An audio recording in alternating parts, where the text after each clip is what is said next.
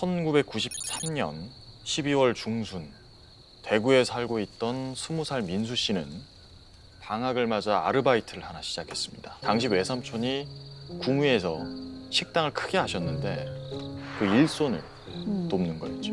그날도 한창 일을 하다가 집에 갈 때가 됐더라고요. 마침 부엌에서 통화하던 외숙모가 급히 나와서 민수 씨를 불렀어요. 민수야, 식당 앞에 외숙모 친구가 차 세우고 기다린다. 대구 가는 길에 니 태워준대. 민수 씨가 밖으로 나갔더니 정말로 그 비상등을 켠 차 한 대가 길에 서 있었고 타요. 단정하게 차려입은 아줌마 한 분이 앉아 계시더라고요. 저희 집 소문시장 쪽인데 어디까지 가시는 거예요? 저 때문에 돌아가시는 거 아니시죠? 괜찮아 학생. 난 동성로까지 가거든. 아, 마침 잘 됐네. 네, 감사합니다. 목적지를 들어보니까 아주머니가 가시는 길에 민수 씨를 딱 떨궈주면 되겠더라고요. 그렇게 차가 출발을 했고 구미 톨게이트를 지날 때쯤이었어요. 근데 학생은 이름이 뭐야? 아, 제 이름이요. 저 김민수, 저 민수입니다. 김민수? 예, 김민수. 김민수? 김민수? 이 아줌마가 대답을 듣더니 혼자 민수 씨의 이름을 좀 지나치다 싶게 오랫동안 중얼중얼 대뜸 민수는 친구가 별로 없네. 소심해서 그래. 에? 아유, 없진 않고 아유. 많지도 않고. 민수는 그 나이 먹고 아직도 엄마만 쫓아다니네.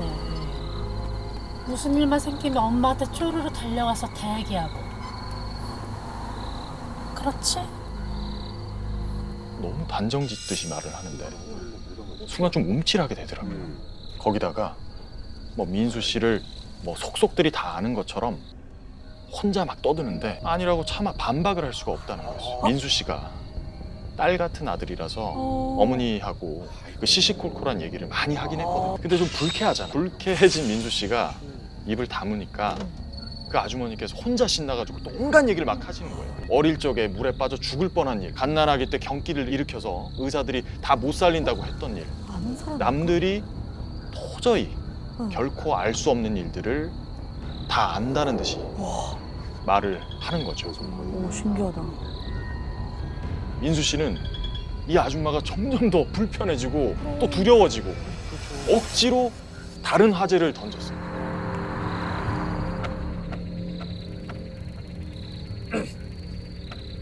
외삼촌네 가게가 잘 돼갖고 참 대기라해. 가기? 금방 문 닫아. 일 열심히 도와주던데 소용없으니까 하지 마. 외숙모 친구라면서 어떻게 그런 말을 할 수가 있어요. 그러니까 견디다 못한 민수 씨가 아무것도 모르면서 말 함부로 하지 마세요. 함부로? 내가 10년 뒤 얘기도 얘기해 줄 수 있어. 한번 해볼까? 그때부터 이 아줌마의 목소리가 좀 변하는 것 같아요. 처음에 그 친절했던 억양이 자꾸 사라지고 마치 아저씨가 반말로 거칠게 툭툭 내뱉는 듯한, 그러니까 첫인상하고는 너무 다른 말투랑 그 음성. 그 아줌마는 또다시 보이지 않는 누군가와 대화를 하듯이 중얼거리더니 무서운 말을 줄줄 쏟아내기 시작한 거예요. 너무 무섭다. 10년 뒤에 소중한 사람을 잃게 될 거라느니 그때가 되면 내 말이 맞았다는 걸 알게 될 거라느니. 이 아줌마 진짜 왜 이러지? 나를 왜 태워준다고 하는 거야? 집에 가는 건 맞나? 너무 오싹하고 무서워서 차 문을 박차고 뛰어내리고 싶은 정도였어요. 하지만 할 수 있는 건 오직 속으로 빨리 도착해라. 빨리 도착해라. 기도하는 것뿐이었죠. 그러다가 드디어 차가 서문시장 쪽으로 접어들었습니다. 근데 본능적으로 이런 생각이 들었어요. 집을 알려줘서는 안 된다. 절대로. 그래.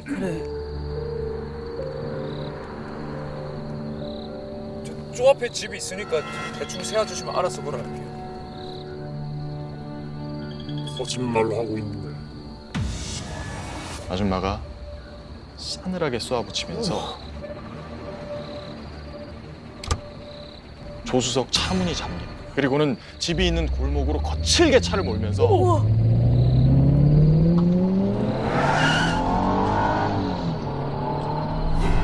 이걸 먹이잖아! 아줌마 얼굴이 거무튀튀한 암갈색으로 변하면서 눈알마저 노랗게 번뜩이고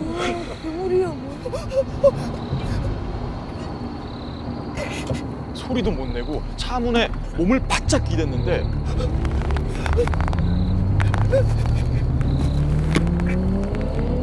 그 와중에도 그 좁은 골목을 미친 듯이 질주하고 있습니다.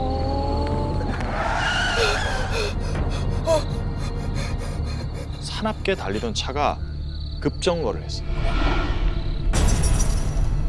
못 데려가겠네. 네 애미 때문에. 그리고 그 순간 잠금 장치가 풀리는 소리가 났습니다.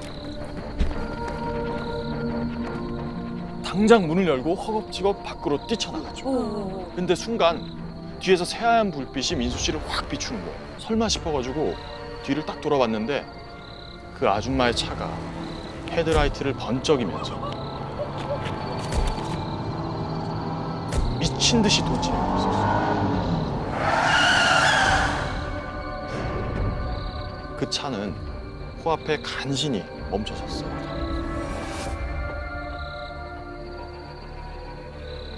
그 아줌마가 씩 웃으면서 천천히 입모양으로 뭐라 말을 했고 그 뜻은 나 왔다고 하지 마.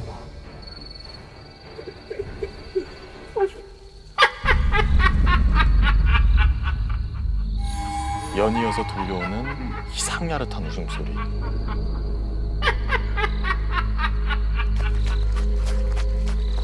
공포에 휩싸인 채 집으로 달려갔고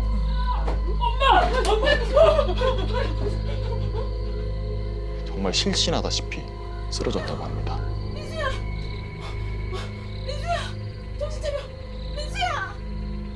집에 계시던 어머니께서는 아연실색해서 외숙모에게 전화를 할 정도로 어머니가 따져 물었더니 정말 놀라운 건 외숙모 대답이었어요. 부엌에서 하루 일당 겸 용돈을 봉투에 막 챙겨 넣고 있는데 민수가 혼자 네 하고 밖으로 막 뛰어나가더라고요.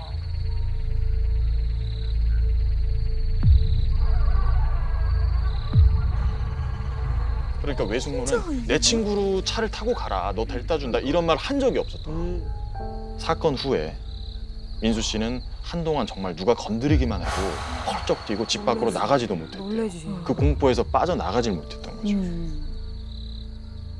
결국에 어머니께선 민수 씨를 데리고 대구에서 가장 용하다는 무당을 찾아갑니다.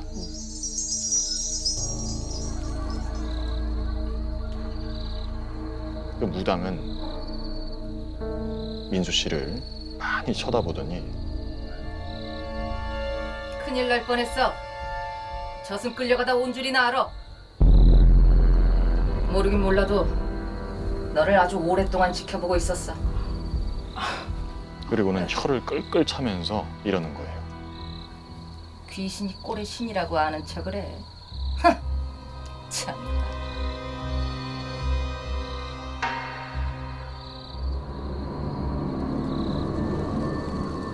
민수 씨의 어머니께서 자식을 위해 기도한 덕분에 그 아줌마의 모습을 한 귀신이 민수 씨를 데려가지 못했다고 하더라고요.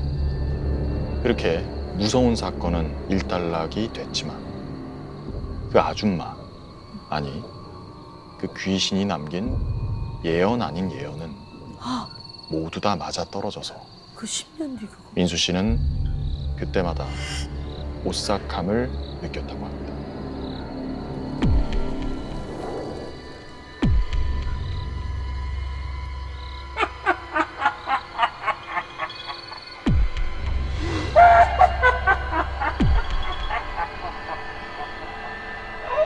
저는 2019년 겨울 20살 때 바라지 생활을 시작했습니다. 바라지는 무당 옆에서 일상생활과 무당 생활을 통틀어서 도와주는 가사 및 업무 도우미. 평소에는 신당 관리를 하며 손님들을 안내하고 그 굿이 잡히면 북치고 장구를 치는 활행이를 섭외하는 등 굿판과 상차림을 세팅하는 것부터 시작해서 자리를 접고 철수하는 것까지 모든 과정을 책임지고 돕습니다. 그리고 이렇게 무당의 뒤를 따라다니면서 바라지 생활을 해본 결과 가짜 무당과 진짜 무당의 차이를 확연히 알 수 있었어요. 제가 바라지하던 무당은 실력이 좀 있는 진짜 무당이었어요.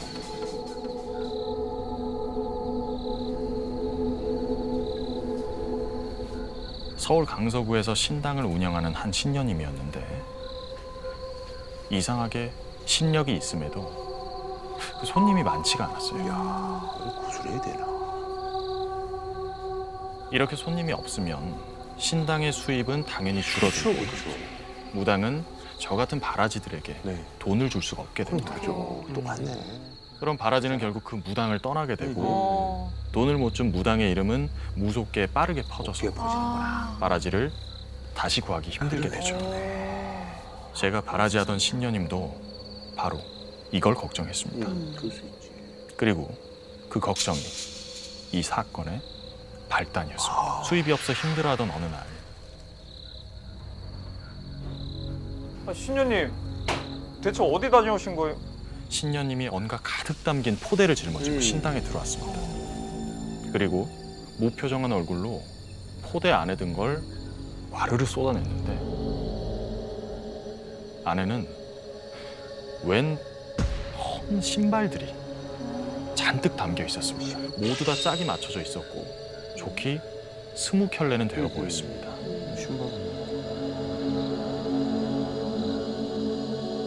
이게 웬 신발이에요?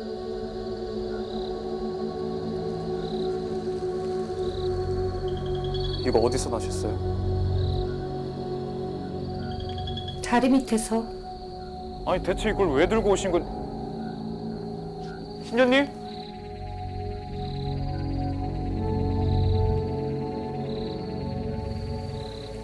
소름이 끼쳤습니다. 물론 제가 무당은 아니지만 그 신발들을 보자마자 한 가지를 알 수 있었거든요. 어디서나 봤을 법한 평범한 신발. 하지만 왠지 신으면 안 될 것 같은, 신기는 싫은 그런 느낌을 풍기는 신발들. 그건 모두 망자의 신발 같았어요. 저는 멀쩡하던 분이 대체 왜 그런 신발들을 가져온 건지 이해가 되지 않았고 그 쓰임새도 전혀 예상이 가지 않았습니다. 그런데 신녀님이 신발을 가져오고 2주 정도 지났을 무렵 이상한 일이 벌어졌습니다. 신당이 손님들로 가득 차기 시작한 겁니다. 어머 뭐야 이건 또? 그리고 그 손님들은 자꾸 이상한 소리가 들리고 물건이 막 떨어져요.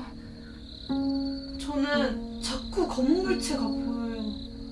마치 말을 맞춘 것처럼 자신이 사는 곳에 뭔가가 나타난다고 했습니다.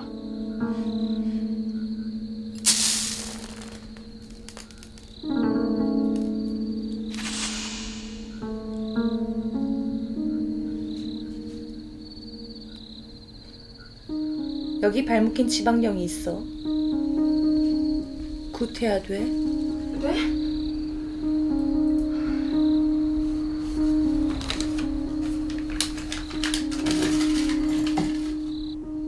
지방령 굿만 20건. 근데요, 이건 정말 말도 안 되는 숫자였습니다.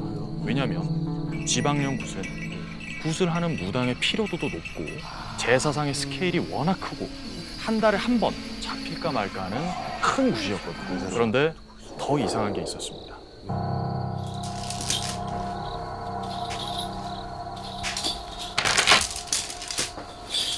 어디 가세요? 아, 저번에 말씀하셨던 그 지방연구 가시는 건가요? 그럼 저도 빨리 채비하고 오겠습니다. 아니야. 혼자 다녀올 테니까 신당 좀 지키고 있어. 신녀님이 굿의 시작부터 끝까지 모든 걸 다 혼자 하겠다는 겁니다. 급한 준비도 준비인데 지방령은 머물러 있는 곳에 상당한 집착을 보이기 때문에 아무리 실력이 강한 무당이어도 혼자선 버거운 일이었거든요. 애초에 혼자 하지도 않고요. 근데 신녀님은 그 다음부터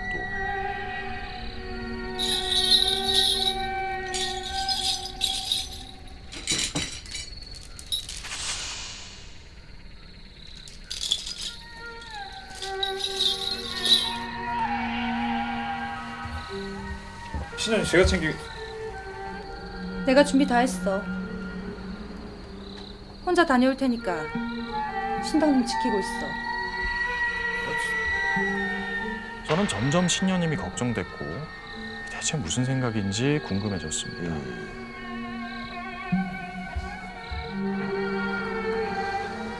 그래서 혼자 가겠다는 신녀님의 말을 무시하고 몰래 따라 나섰습니다. 근처의 한 상가 건물로 들어가는 게 보였습니다. 건물 근처에 가니까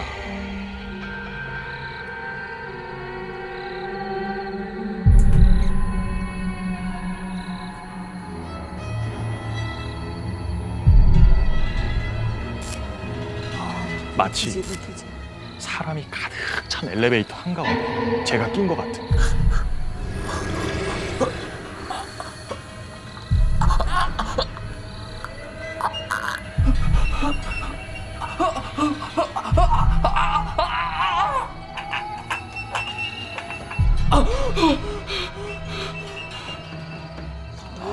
그런 느낌이 들었어요. 그런데 뭔가 좀 달랐습니다. 저는 이전에도 지방령 극판에 나가봤기 때문에 알 수가 있었거든요. 이거 지방령이 아닌데 신녀님이 이걸 모를 리가 없었거든요. 건물 이곳저곳을 둘러보던 신녀님은 지하까지 보고 나서야 굿을 하기 시작했습니다. 이상함을 느낀 전 아예 가까이 다가가 지켜봤습니다. 그리고 확실히 알 수 있었습니다. 이거 굿 아니다. 직접 섭외한다던 활행이도 없고 오로지 신녀님만 덩그러니 서서 대충 그 춤추는 신용만 하고 있었던 겁니다. 가까이 다가온 절 발견한 신녀님은 갑자기 흘끔흘끔 제 눈치를 보더니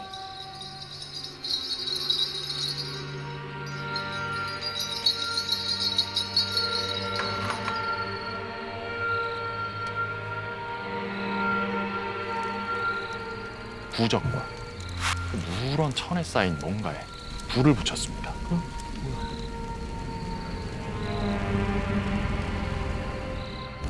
천이 타오르면서 안에 담긴 물건이 보이기 시작했어요.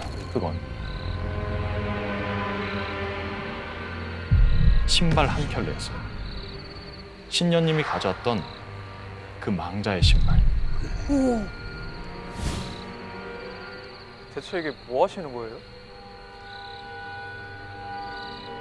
내가 네 눈치 보여서 더는 못하겠다. 그때 내가 가져왔던 신발들, 그것들에 부적을 붙여서 이 주변에 숨겨놨어. 신발은 본디 사람의 발. 그래서 망자들을 끌어모으기 쉬운 물건이야.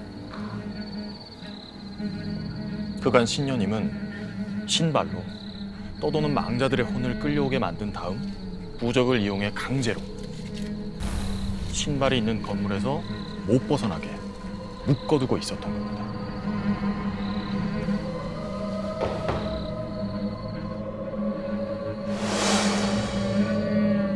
그 지방령들은 신녀님이 인위적으로 만든 지방령이었던 거죠. 억지로 원치 않은 곳에 묶인 망자들은 당연히 한을 품었던 거고 그 한과 그곳을 벗어나고 싶어하던 몸부림이 손님들에게 헛것과 그 이상한 소리 그런 식으로 나타났던 거예요. 그럼 신녀님은 굿을 한답시고 흉내를 좀 내다가 몰래 숨겨둔 신발과 부적을 태워 묶어놨던 혼을 풀어주기만 하면 됐던 겁니다. 혼자서도 아주 손쉽게 할 수 있고 큰 힘을 들일 필요도 없는 무속 사기극이었던 거죠. 미쳤어요? 안 무서워요? 영혼 가지고 장난치면 천벌 받는 거 아시잖아요!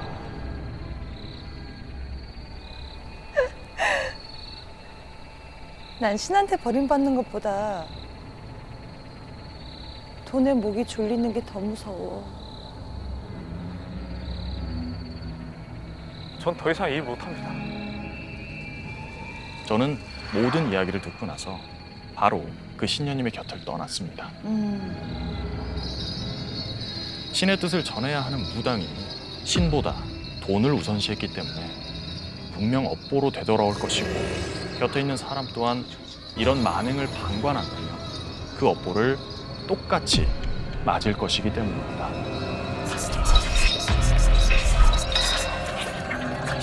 이 이야기는 1997년에 있었던 일이에요.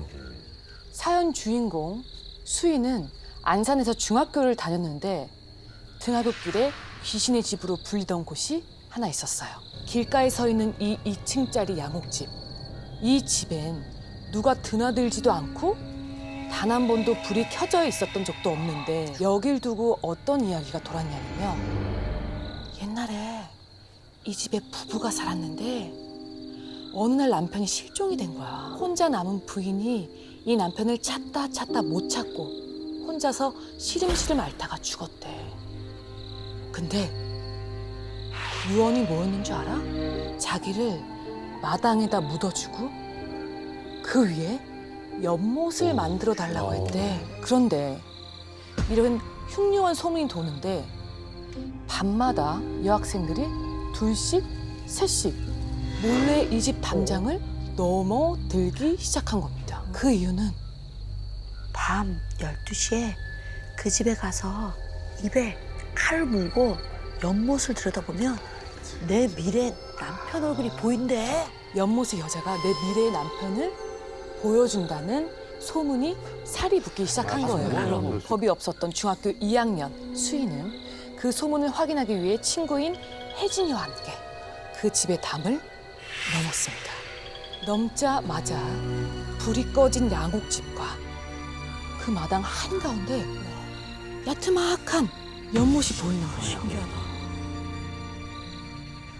저기다. 수희가 먼저 입에 칼을 물고 연못을 들여다보기 시작했어요.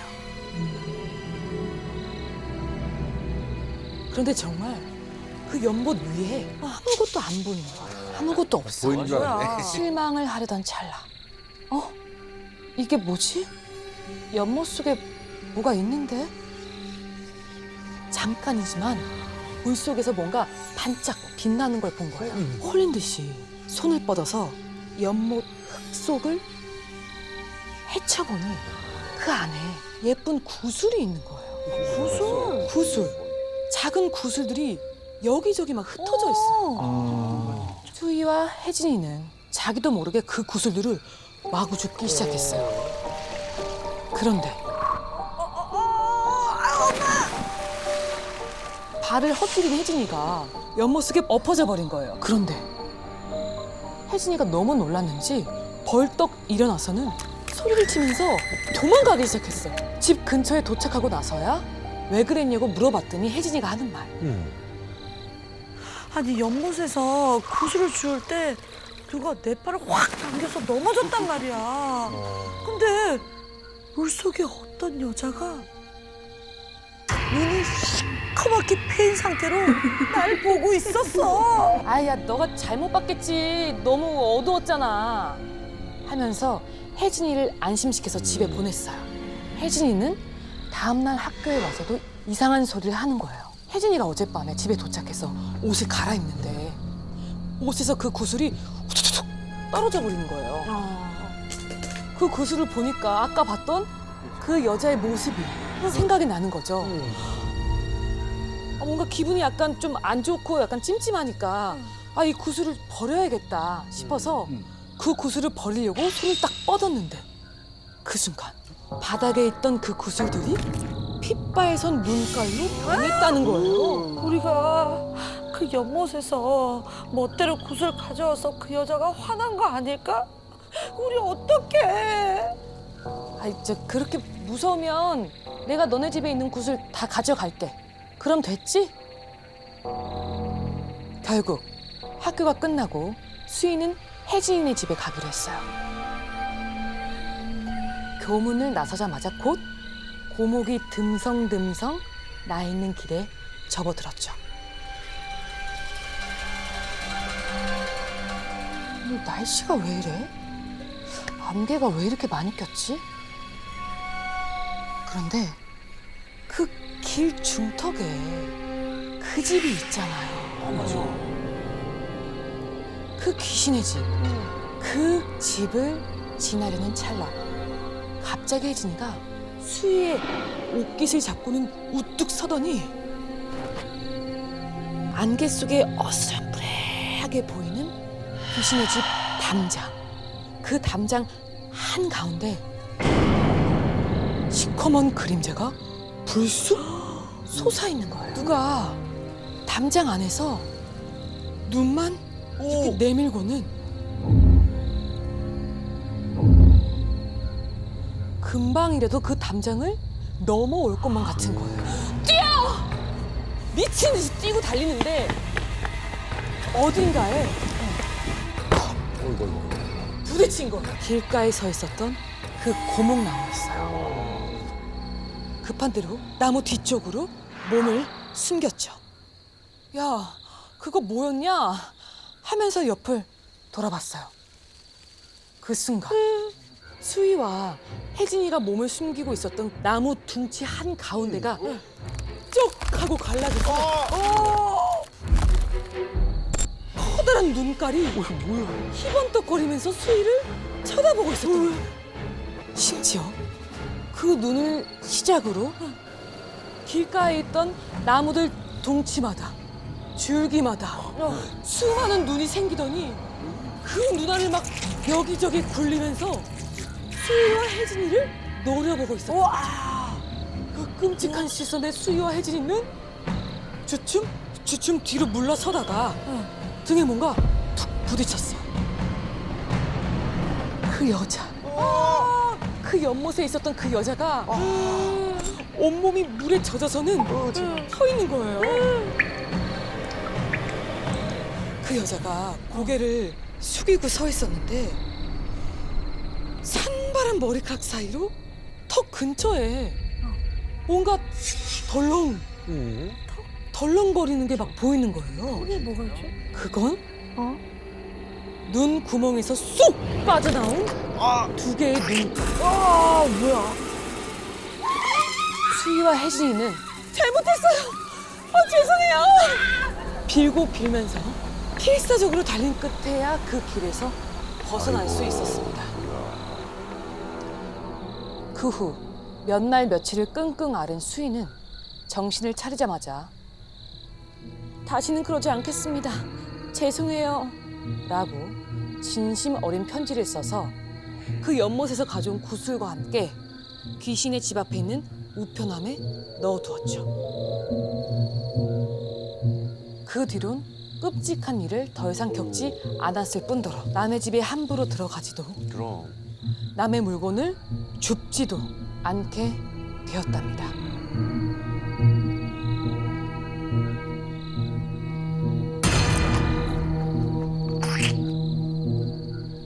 지금부터 제가 지우 씨의 시점으로 아파트에서 잊지 못할 악몽을 들려드리겠습니다.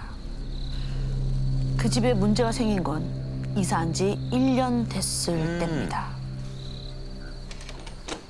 지우야.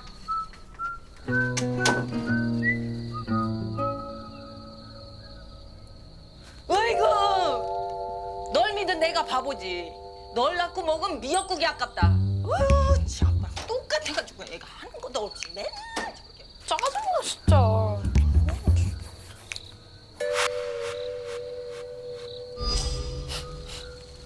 뭔가 쾌쾌한 냄새가 나는 거예요. 이거 곰팡이 냄새 아니야? 방에 곰팡이가 폈나? 당장 자리에서 일어나 곰팡이가 필 만한 곳을 구석구석 확인을 했습니다. 그런데 아무리 봐도 없는 거예요. 혹시 저기?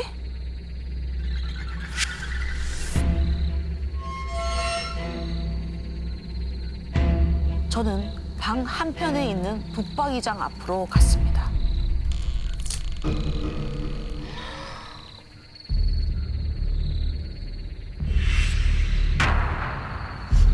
코를 찌르는 곰팡이 냄새.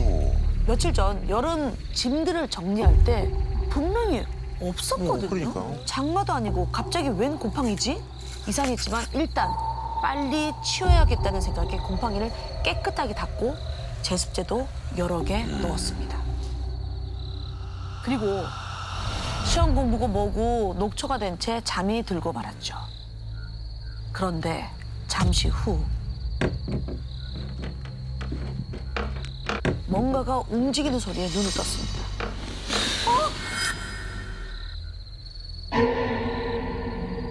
엄마가 저를 내려다보고 있는 거예요. 깜짝이야.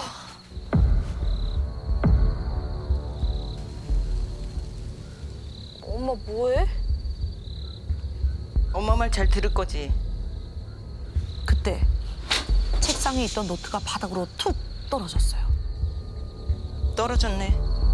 주워. 갑자기 왜 그래? 무슨 일이 있어? 주워! 알았어. 일어나서 노트를 주웠는데 펼쳐진 노트 가득히 차마 입에 담지 못할 끔찍한 말이 쓰여 있었습니다. 엄마가 죽었으면 좋겠다. 엄마가 죽었으면 좋겠다. 누가 이런 걸 쓴 거지? 그런데 그때 엄마의 차가운 시선이 느껴졌어요. 엄마 저 이거 저 아니에요. 이게 제가 쓴 거 아니에요. 네 글씨 맞잖아. 계속 써. 이거 진짜 저 아닌데. 계속 써. 엄마 말 들어야지. 저는 알 수 없는 죄책감을 느끼며 그 끔찍한 글씨를 밤새 써내려갈 수밖에 없었습니다.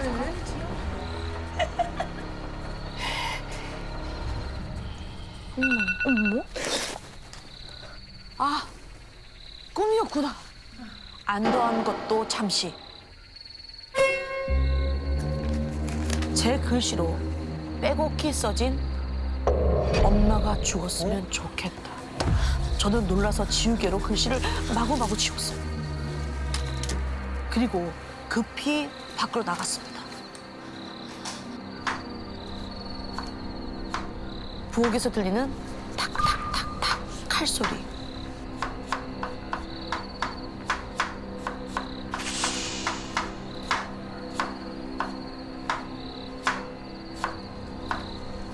엄마? 빨리 일어났네. 아침 먹어. 평소와 다름없는 우리 엄마였어요.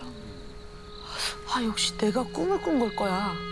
그렇게 개꿈을 꿨나 보다 하고 지나갔습니다. 며칠 후 친구 집에서 놀다가 막차를 타고 집에 갔어요. 조심조심 제 방으로 갔죠. 그리고 엄마한테 걸리지 않게 조용히 방문을 열었는데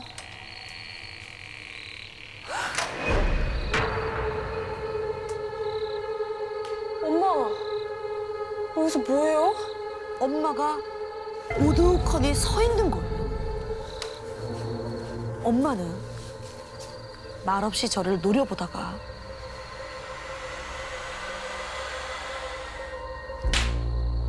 뭐 하는 거야? 자기 뺨을 때리기 시작했어요. 엄마 왜 그러세요? 하지 마세요. 죽었으면 좋겠다며. 하지만 엄마는 눈 하나 깜짝하지 않고 오히려 더 세게 뺨을 때렸어요. 그래서 저는 엄마 잘못했어요. 제발 이러지 마세요. 제 뺨을 내려치기 시작했어요. 제 뺨을 퉁퉁 붓고 얼굴은 눈물로 범벅이 됐어요. 그제야 엄마는 만족스러운 듯이 씩 미소를 짓다가 울다 잠이 들었습니다. 그날 이후로 저는 엄마와 마주치지 않기 위해 집에서 밥도 안 먹고요. 새벽 일찍 나갔다가 늦게 오기를 반복했습니다. 그날도 야자를 마치고 늦게 집에 왔는데 또 그 곰팡이 냄새가 나는 거예요.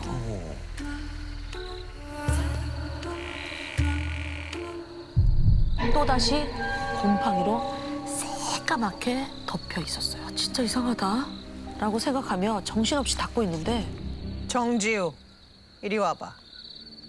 엄마가 안방에서 부르는 소리가 들렸습니다. 저는 주춤주춤 엄마의 목소리를 따라갔어요.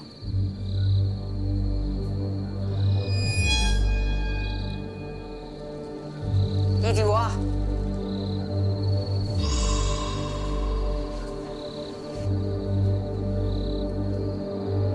엄마가 저를 보고 손에 뭔가를 쥐어줬는데 그건 칼이었어요. 오.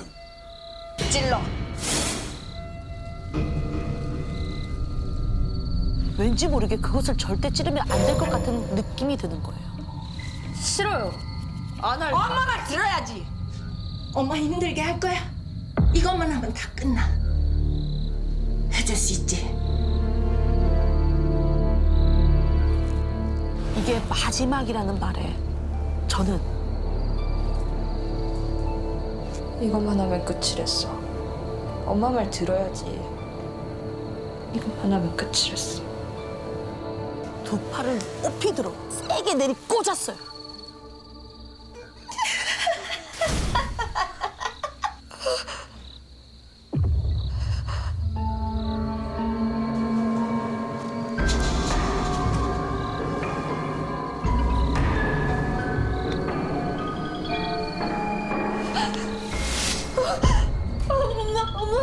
이불 속에 우리 엄마가 누구 있었어요.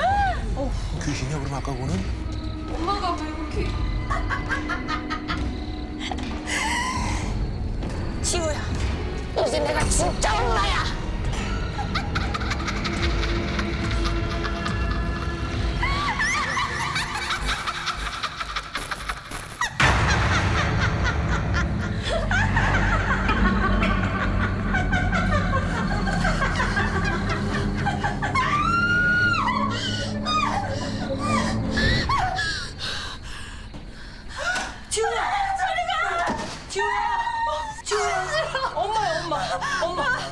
엄마 행세라는 그 여자가 또 나타난 걸까? 저는 경기를 일으켰습니다. 엄마, 괜찮아. 그러자 저를 다독여 주시는 거예요. 그 다정한 말투, 온몸에 전해지는 따뜻한 온기에 이번엔 진짜 엄마구나 알 수 있었습니다. 그리고 안도감에 눈물을 펑펑 쏟으며 가짜 엄마에 대해 이야기를 했어요. 그날부터 제 방에선 엄마가 대신 주무시기 시작했고 방을 바꿔 생활한 지 일주일이 넘은 어느 날 밤 엄마가 잠을 자고 있는데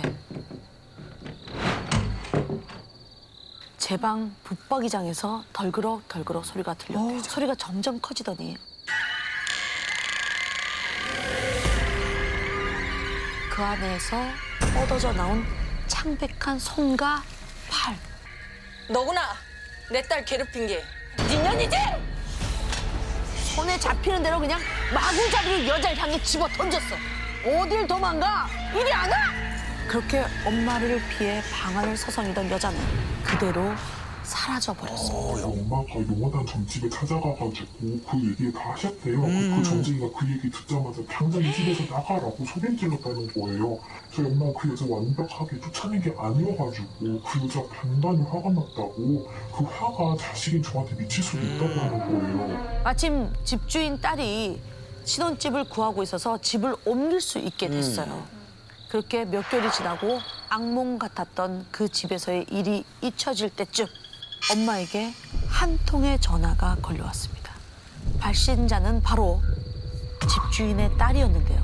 갑자기 그 집주인 딸한테 전화가 와가지고는 무슨 여자 목소리 들은 적 없냐고 물어보는 거예요. 하루는 여자가 미치는 식 목소리가 들리고 하루는 여자가 미친 듯이 소리 지르는 거 들리고 처음에는 그게 층간 소리라고 생각을 해가지고 옆집, 윗집, 아래집 다 가봤는데 그런 여자 소리 내는 사람이 없었다고 그러더라고요. 그 여자는 대체 왜 가짜 엄마 행세를 했던 걸까요? 만약 제가 그 가짜 엄마의 명령을 계속 따랐다면 우리 가족은 어떻게 됐을까요? 어느 날 갑자기 누군가 이상한 행동을 한다면 한 번쯤은 꼭 의심해 보세요. 진짜가 아닌 가짜일지도 모르니까요. 부산 동래구의 한 아파트에 살고 있는 소연 씨인데요. 소연 씨는 어렸을 때부터 함께 자란 소꿉친구 한 명 있어요. 그 친구와 함께 대한민국의 고된 고3 시절을 보내던 어느 날 아싸! 오늘 엄마 아빠 안 들어온대. 오늘만에 야자를 또 째줘야죠. 야자 째고 우리 집에서 같이 잘래 한 거예요. 너무 좋잖아요. 그래서 아 완전 콜이지 해서 수업이 끝나자마자 소연 씨랑 친구는 친구네 집으로 바로 달려갔어요. 하나, 둘, 셋. 신나게 놀다가 정신을 차리니까 어느샌가 바깥이 막 어둑어둑해진 거예요. 그러면 어때요? 배도 고프잖아요. 뭐 좀 먹어야죠. 네, 먹어야죠. 우리 편의점 갈래? 편트고 꼬마게. 지갑을 챙겨서 현관문을 나서는 순간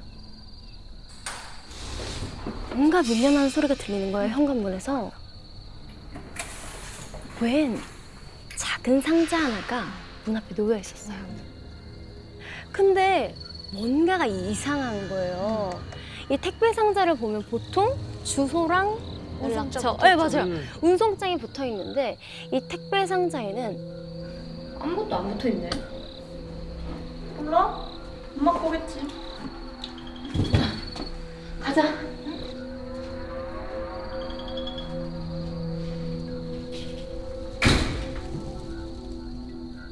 그래서 소연 씨도 그냥 신경을 끄고 이제 친구랑 먹을 거나 사러 나간 거죠. 양손 가득 들고 친구네 아파트로 돌아왔는데 친구네 집이 10층이에요. 근데 엘리베이터가 3분, 5분, 10분을 지나도 안 와요. 그 18층에서 도무지 내려올 생각을 안 하는 거예요. 그래서 이제 소식이 없는 엘리베이터를 기다리는 것보다 그냥 걸어 올라가자. 투닥투닥 이제 장난치면서 올라가는데 한 6층쯤 갔을 땐가?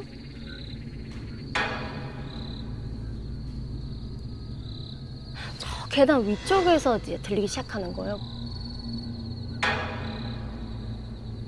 위를 봤는데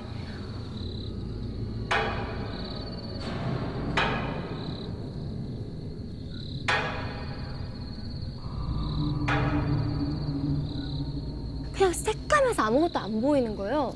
아, 누가 장난치나 보다 하고 넘겼죠. 근데 집 앞에 도착했어요. 친구네 집 앞에. 근데 아까 집에서 나올 때 문 앞에 있었던 작은 택배 상자 기억나시죠? 그 상자가 현관문 앞에 나와 있는 거예요. 넣어놨잖아요. 너무 놀라서 현관문을 열어보니까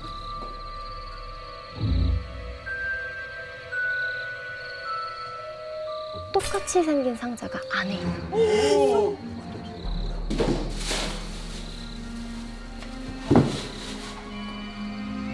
찝찝한 마음에 상자 2개를 다 밖에다 두고 현관문을 걸어 잠갔어요. 그렇게 친구랑 영화도 보고 맛있는 밥도 먹고 한 12시까지 막 불태우면서 놀고 있었는데 갑자기 들었어? 치는 건가? 또 소리가 들리는 거예요. 뭐야? 엄마 아빠 오신 거 아니야? 응. 오늘 자고 온다고 그랬어. 그래?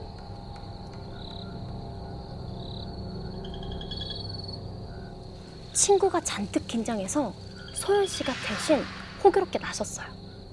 용기를 내서 아, 저 현관문 구멍 아시죠? 현관문 보니 조그마한 구멍 있잖아요. 거. 내가 저 구멍으로 한번 볼게. 어른도 없고 그냥 열 수는 없으니까 보게 된 거죠. 눈을 갖다 댔어요. 근데 딱 봤더니 새까매. 만약에 누가 있었으면 센서블 등이 들어와서 보였을 텐데 그냥 아무것도 안 보이는 거예요. 그냥 깜깜한데? 그럼 그냥 바람 소리인가 보다. 빨리 가자. 아무래도 어른들 없이 둘만 있다 보니 예민하게 군 것 같은 거죠. 안심하고 방으로 들어가라고 하는데 그런데 이번엔 문 밖에서 선명하게 똑똑한 소리가 들리는 거예요. 잠깐 뒤는 그 짧은 순간에 문 밖에 뭐가 나타났다? 여고생 둘이 너무 무섭잖아요. 친구랑 이렇게 서로 부둥켜 안고 현관문만 보고 있는데 여자 목소리인 거예요. 근데 이 목소리가 금방이라도 꺼질 듯한 그런 목소리 있죠. 자꾸 가늘고 여리디 여린 그 목소리가 밖에서 도움을 요청하고 있는 거예요. 누구세요? 도와주세요. 가지 마. 중간중간에 들리는 그 소리가 막 날카로운 칼이 찔린 것처럼 고통스러워하는 그런 소리처럼 들리는 거예요. 누구한테 공격을 당했다라고 생각을 한 거죠. 근데 지금 문을 열면 밖에 그 여자를 공격한 사람이 있을 수도 있으니까 일단 112 빨리 신고해. 소연 씨가 바짝 현관문 앞에 붙여선 다음에 경찰 금방 올 거예요. 다급하게 들려도 그 여자 소리가 또 끊겼어요. 아무 소리가 안 나요. 여자 죽은 거 아니야? 야, 열어봐야 되는 거 아니야? 발을 막 동동 구르다가 그냥 집에 들어가자.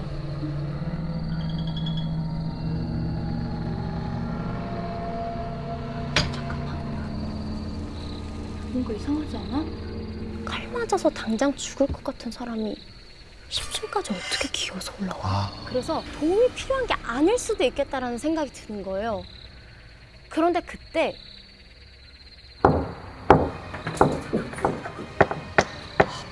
범인이에요.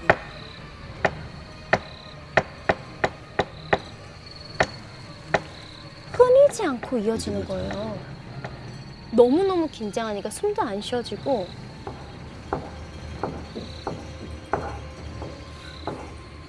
그런데 그때 구세주처럼 아파트 단지 내로 들어오는 경찰차 소리가 들려요.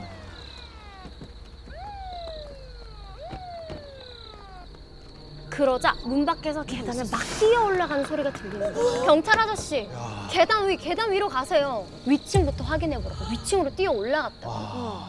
그리고 나서 소연 씨와 친구는 눈앞에 벌어진 상황에 굉장히 혼란에 빠지게 되는데요.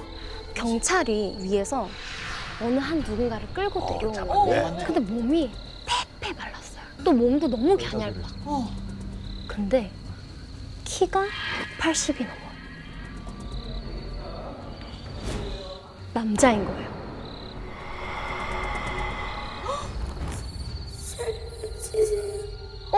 근데 여자 목소리가 들렸잖아요. 그래서 이 사람 아니에요. 아까 있었던 사람은 여자였어요.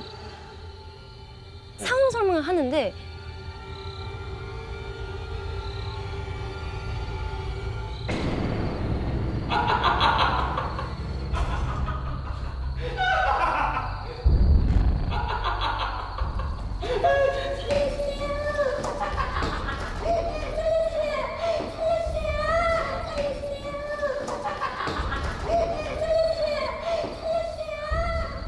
저 좀 봐주세요. 여자 목소리를 똑같이 흉내를 내는 거예요.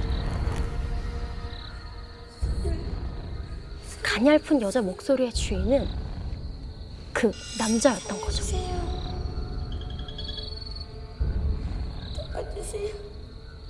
게다가 소연 씨와 그 친구가 칼에 찔려서 괴로워할 거라고 생각했던 그 이 킥킥 소리는 칼에 찔린 게 아니라 살려주세요. 살려주세요. 웃음을 참다가 나온 소리였던 거예요. 그러니까 알고 보니까 그 남자는 아까 저녁 때 현관문에 놓고 간 택배 기억하시죠? 그 상자를 무작위로 몇몇 집에 다 뿌린 거예요.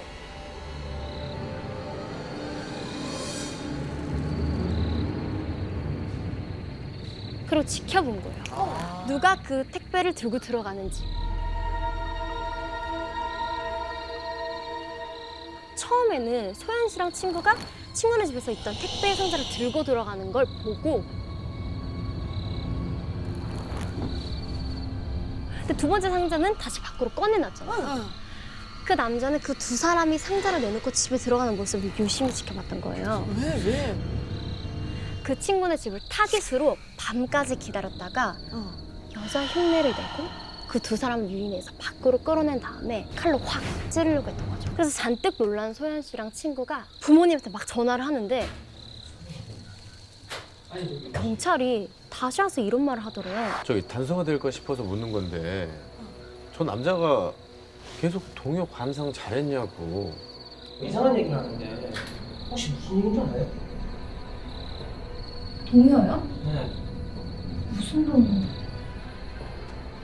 그런데 갑자기 떠오르는 소리 하나가 있었어요. 그건 바로